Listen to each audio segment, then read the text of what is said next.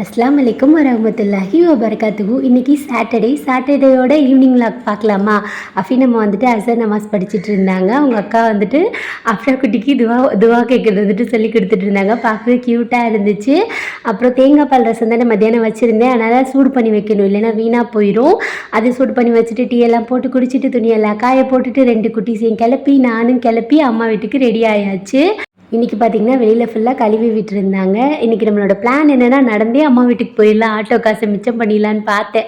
எங்கிட்டு நம்ம ஒன்று நினச்சா அது ஒன்று நடக்கும்ல, எப்பயும் போல தான். போகிற வழியிலேயே பாதி வழியிலேயே மழை வந்துருச்சு.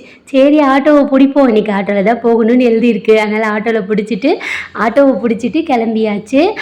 போகும்போதே பார்த்திங்கன்னா நல்ல காற்று, வேகமாக ஓடுங்கடின்னு சொல்லிட்டு ஒரு வழியாக வீட்டுக்கு வந்து சேர்ந்தாச்சு. பாருங்கள் வந்தோடனே என்னென்ன பண்ணிக்கிட்டு இருக்கா பாருங்க.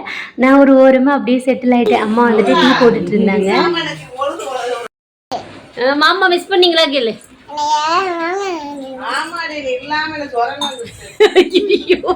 பத்தியா ஒரு நாள் நீ எல்லாம் ஜரம் வந்துருச்சாஞ்செல்லாம் அப்படியா கேளு. கனியப்பாக்கும் வந்துருச்சு, கசாமம்மாக்கும் வந்துருச்சு. என்னன்னு கேளு, என்ன பிரச்சனை? டீயா? என்னம்மா இங்க வந்து டீ குடிக்கிறா?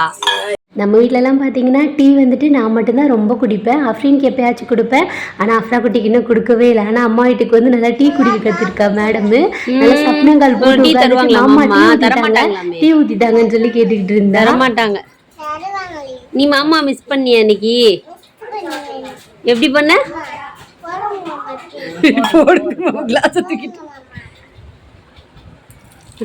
எங்க அம்மா டீ நல்லாவே இருக்காது. மாமா டீ நல்லா இருக்குமா? சூடுடா. அம்மா வந்துட்டு கடைக்கு போயிருந்தாங்க போல இருக்கு. கொஞ்சம் திங்ஸ் எல்லாம் வாங்கிட்டு வந்திருந்தாங்க. இல்லை 98 ருபீஸ் போட்டிருக்கு, ஆனால் 50 ரூபாய்க்கு கொடுத்தாங்களாம். நல்லா தான் இருக்குது. அப்புறம் இந்த குட்டி குட்டியாக அந்த பாக்ஸு, டிஃபன் பாக்ஸ், எவ்வளோ டிஃபன் பாக்ஸ் இருந்தாலும் எப்படி என்ன சொல்கிறது, காணாமல் போகிறதுனே தெரியாது. உங்கள் வீட்லேயே அப்படி நடக்கும்ல? எல்லார் வீட்லேயும் ஆல்மோஸ்ட் அப்படி தான். நம்ம எவ்வளோ டிஃபன் பாக்ஸ் வச்சாலும் அது மட்டும் எங்கிட்டாச்சும் பறந்து போயிடுது. அப்படியே நான் மார்க்கெட்டுக்கு கிளம்பிட்டேன். ஏன்னா காய்கறி எல்லாம் இல்லையா, சரி 1 வீக்குக்கு சேர்த்து வாங்கி வச்சலான்னு சொல்லிட்டு கிளம்பியாச்சு. அங்கே போய் காய்கறியெல்லாம் வாங்கிட்டு வீட்டுக்கு வந்தோடனே மேடம் வந்துட்டு ஷாம்பு எடுத்து கழுத்தில் போட்டுட்டு விளையாண்டுக்கிட்டு இருந்தா. இதெல்லாம் இப்போ ஆஞ்சி வைக்கணும். ஆஞ்சி வச்சிட்டோம்னா ஒரு வேலை முடிஞ்சிடும்ல. கொத்தமல்லிலாம் நல்ல ஈரமாக இருந்துச்சு, கொஞ்சம் தொடச்சிட்டு தான் வைக்கணும், இல்லைன்னா அழுவி போயிடும். பச்சை மிளகா காம்பை கிள்ளிட்டு எல்லா வேலையும் முடிச்சாச்சு. அப்புறம் என்ன, நம்ம வீட்டுக்கு கிளம்ப வேண்டியது தான்.